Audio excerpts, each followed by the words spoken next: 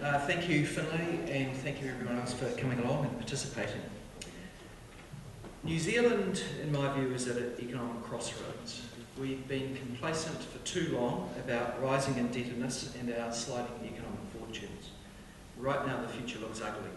We have high debt and poor savings.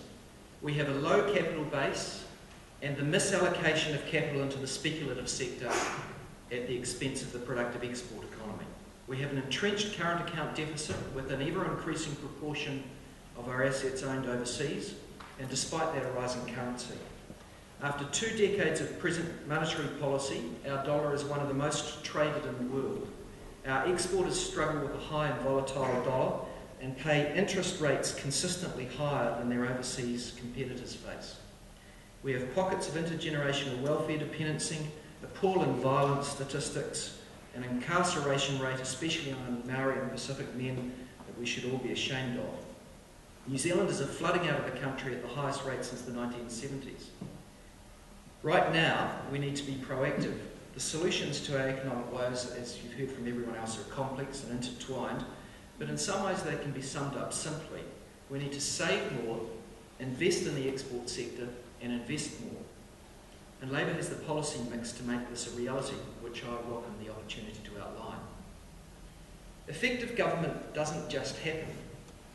It's the job of government to lead. It's the duty of governments to take the decisions which need to be taken, even when those decisions risk offending the interest of vocal critics and vested interests. Nationals had the political capital to deal with with challenges on both economic and non-economic fronts. You've all seen the polls. I've heard a rumour that they might be ahead. Yet this government has spent the last 2.5 years on cruise control. It makes the Holyoake government of the 1960s look like it was on steroids. Despite the greatest economic challenges, probably since the Muldoon era of the 70s and early 80s, this government has chosen to sit on its hands and leave economic settings virtually unchanged. It has no credible plan. The sad state of the economy is evident from the projections in the latest government, which show New Zealand getting poorer year after year until the end of the projection period. And I think the effectiveness of current policies cannot be hidden.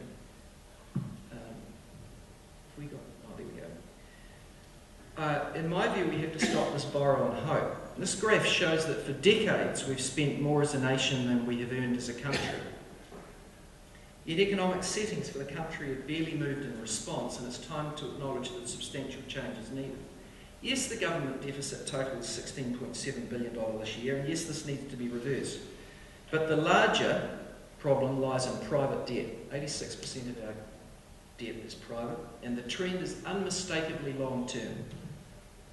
There's little good news in terms of the new exports that we need to turn things around. The current account deficit is projected by Treasury to widen to over 6% of GDP over the next 4 years. The government's rhetoric over recent weeks tries to ignore this. Yes, GDP has at long last stopped falling and is growing. It always does after a recession, but we're still getting poorer, and the government's own budget projections show that even they don't believe this will be turned around under current settings. And National's now trying to convince New Zealanders that we should sell the only family silver left in government ownership, the electricity SOEs and Air New Zealand, to fill the hole it's created in the books. Changing your own is what already exists, in my view, is not going to improve the output of our economy, and what do you do after that? New Zealand needs to do better. Now, some of you will be saying, you're a Labour politician, you'd say that, and that's true, so let's be fair. What measures should we use? Well, how about the ones they were elected upon? National promised to close the wage gap with Australia, the so-called lucky country. Well, in recent months, the number of people heading off on planes is at record levels, over 3,300 net in May, 3,100 net in June. These are the highest figures since National under Muldoon in the 1970s. In fact, some are even worse than back then. Why? Because rather than narrowing the wage gap, it's growing.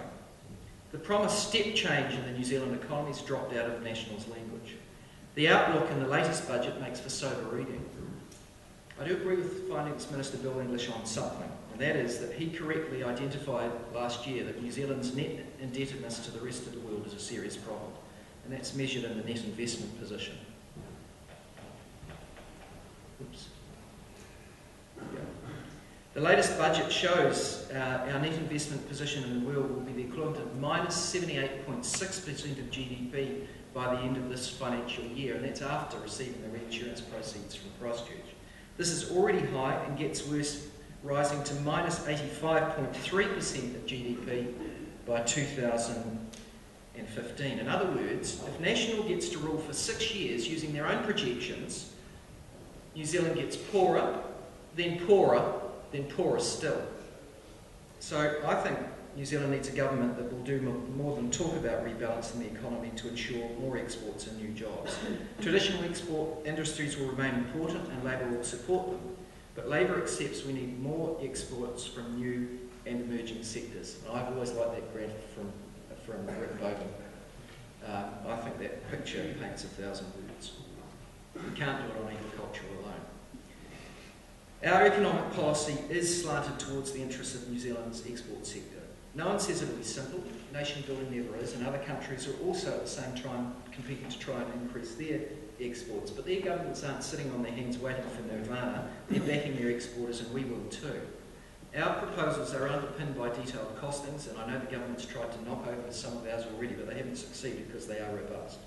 A comprehensive and sound economic plan has to address economy-wide as well as include plans at a sectoral level. The significant macroeconomic policy which we're planning, which has economy-wide effects, includes changes to monetary policy, taxation and savings. We have broken the consensus on monetary policy, which has been largely unchanged since the 80s. We will change monetary policy, which the Prime Minister and Bill English still defend as being the best in the world. I just do not know how they can maintain that line now. It's clear persistently high interest rates and a high volatile dollar are hurting us. New Zealand exporters are at a disadvantage against overseas competitors who are able to fund their activities with less exchange risk and a lower financial cost. Foreign investors with access to cheaper capital also have a distinct advantage over any New Zealand party forced to buy at higher interest rates when bidding for a New Zealand business. Other factors being equal, the overseas purchaser can afford to pay more than a New Zealand buyer sourcing their funds from New Zealand lenders. How can this be in our national interest? Until recently, the Reserve Bank denied any strong relationship from the differential between domestic and international interest rates and the flow of foreign debt into the country. But it's clear that this has happened, and it's led to high private debt, and in the process fed the very consumption pressures higher interest rates were supposed to curb. The almost exclusive focus on inflation to the detriment of exports and employment and the productive economy will be changed. We'll broaden the objectives of the Reserve Bank to require the bank to explicitly consider the effect of monetary policy on the export sector. This will include factors like the stability of the currency of New Zealand and the effect on the economic prosperity and employment of New Zealanders. We'll enable the use of prudential tools for liquidity control rather than relying almost solely on interest rates. Our capital gains tax will mean the Reserve Bank will be less reliant on the interest rate lever, and we will also maintain tight fiscal discipline. We're also open to consideration of other measures to take the heat out of demand for our currency. I know some senior economists think our current settings are so predictable that investing in our currency is a one-way bet, and that this contributes to our currency staying high despite our entrenched current account deficit and negative net investment position. We'll also change the membership of the Reserve Bank Board to ensure the interests of exporters are given greater priority. Any prosperous nation needs a high level of savings, and Labour will focus on this. Savings and the consequential depth of capital available for investment outside the property sector is truly the biggest difference between New Zealand and Australia, and between many other Western countries and the Asian tigers. If you doubt this, reflect on the fact that Australia owns its banks plus ours. New Zealand must save more in order for New Zealanders to own our own country. This is an economic sovereignty issue. Labour's got a strong record on growth. When in government, we saved via budget surpluses and started pre-funding superannuation by the Cullen Fund, and we introduced KiwiSaver. National's response has been to cut KiwiSaver, just as Muldoon cut the Labour Kirk Savings Scheme. Actually, I should acknowledge Roger Douglas on this, because Roger Douglas actually designed that scheme. And I think National's repeated changes to KiwiSaver undermine it dangerously. They send a message to our younger people that we don't need to save more for our retirement or to own our own country. We think KiwiSaver is of high importance, will improve productivity overall and long-term security, and will support it. Tax is important. Tax should be fair, sustainable, and encourage the export economy rather than the speculative economy. Currently it isn't, and it doesn't. Some sectors don't pay their fair share. One of the philosophies that underpins my political values is the belief that everyone in society, on every rung of the ladder, no matter what their capability or circumstance, owes responsibilities to society. In modern society, we're quick to claim as individual rights what are more properly called privileges. We have at the same time diminished the importance of our reciprocal responsibilities to society. Our focus on the rights of individual has been accompanied, in my view, by confusion between liberal and libertarian values. This, in my view, is a big topic which has implications beyond the economic discussions today, and I'd like to spend more time on this on another occasion. But I touch on it now because one of the reciprocal obligations we all have in a country that provides universal access to low-cost health and education and an income safety net for the needy is to pay our fair share of tax. Labour will close tax loopholes with a special focus on those which hinder our export sectors and divert precious investment capital into the speculative sector. The $200 billion of investment capital in rental property has overall produced a loss for income tax purposes, while the capital gains have been tax-free. How can that be right? I think the fairness arguments in favour of a capital gains tax are indisputable. Is it fair that some New Zealanders currently don't pay tax on their income from speculation, while those who earn wages, interest or dividends all pay tax? No, it's not.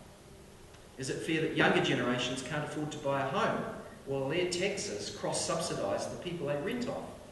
No, it's not. But equally important is the structural effect on our economy. The tax bias in favour of speculative investment is a significant part of the problem, and a capital gains tax is an important part of the cure.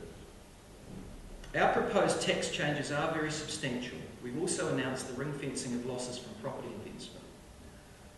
Taxation changes are a fundamental way by which the government can influence the shape of the economy, and ours will. Our changes avoid selling our SOEs while maintaining a similar debt track to the government. They fund a major tax switch for the first $5,000 of income, tax-free, GST off fresh fruit and vegetables. Importantly, over time, a capital gains tax will divert billions of dollars of investment into the productive sector rather than the speculative sector. The world's financial authorities agree. CGT is important, the IMF, the OECD, all but 2 other OECD countries, and of course our own Reserve Bank and Treasury. We've also announced another significant change to stimulate more research and development. The introduction of a 12.5% R&D tax credit. We're one of the minority of developed countries not to have one. It's another reason why private sector R&D expenditure is around a third of more successful countries. Australia has one. Consequently, if you're on both sides of the Tasman, you're more likely to do it over there, and they get the benefits that flow from it. This is another investment that must be corrected. The estimated cost of this to the Crown is a net of existing programs, $800 million over 5 years, and it rises to $270 million per annum over that period. It signals a real commitment to increasing the breadth and depth of our export economy and will cause billions of dollars of R&D effort in the private sector. It will assist in the take-up of new technologies and assist with the modernisation of our industries that we so dearly need to improve their productivity in a fiercely competitive world. How we pay for it emphasises the push from old to new, from polluting to clean, and will be funded by requiring agriculture to pay for about 10%, not all, 10% of their agricultural greenhouse gas emissions. This is fair. That's about the same as their growth in emissions since 1990. The R&D tax credit applies to all firms who are encouraged to innovate. Improved savings and changes to taxes under Labour will over time increase the capital available to firms. With changes to monetary policy under Labour will mitigate exchange rate volatility, the exchange rate itself and interest rates. A wide range of microeconomic initiatives are necessary too, and in my view some sectoral focus is needed. And we'll be announcing a number of measures before the election. There's benefit in government collaborating with the private sector and key sectors to drive export growth. It's notable that successful Asian economies use government procurement wisely to assist their economies. Can you imagine South Korea, for one moment, letting its workers lose their jobs and industry engineering capability by preventing them from tendering to build trains being purchased by government-owned SOE? What nonsense. Can't all be merchant bankers. Successful economies harness the power of government procurement and state-owned organisations to coordinate and encourage encourage success. We do need in New Zealand our state-owned enterprises to be more than earning profits for us, and Labour will be announcing policy in this area. The world needs clean energy and other environmental technologies. International demand is burgeoning for these for both energy security reasons and environmental reasons. We've got world-leading expertise in a number of areas, and we're determined to unleash the potential in these areas. Our policies will help grow exports in new and existing sectors, and our changes will be improving opportunities for our entrepreneurs and investors, including burgeoning Maori authorities. We've already announced detailed policy to maintain New Zealand ownership of strategic land and infrastructure assets. Nation building does not require or allow these precious assets to be sold off overseas. We must keep these if we're to control our own destiny. I understand Chinese and German investors' desire to buy into New Zealand. They're long-term investors in the global economy, looking for security of supply, particularly for food. They don't want to take us over. I think any politician who tells you otherwise is shamefully playing the race card. But let's do long-term food deals with them, not sell our strategic assets. Overseas capital can and should be harnessed to build the breadth of our exports. Labour, and in particular Phil Goff, negotiated the FTA with China. Traditionally, trade has flourished, but the government has done little to encourage capital flows into new ventures which can benefit New Zealand and China. With disastrously high youth and ethnic unemployment, we're playing for new jobs. So we've got a vision for a strong relationship with China, which we'll vigorously pursue. We won't be hands-off with them or with the century's other global growth markets like India and Brazil. Labour builds things. Labour believes government is ideally placed to help build New Zealand. I think of those changes that I've discussed, the two most important, monetary policy and the change to the bias in respect of investment caused by the tax system. We've already announced significant changes with more policy to come. There will be a real choice at this election. I think that's already clear. It should be based on economic policy and the kind of nation that we'll create for our children and their children. You might have seen a paper that's been in circulation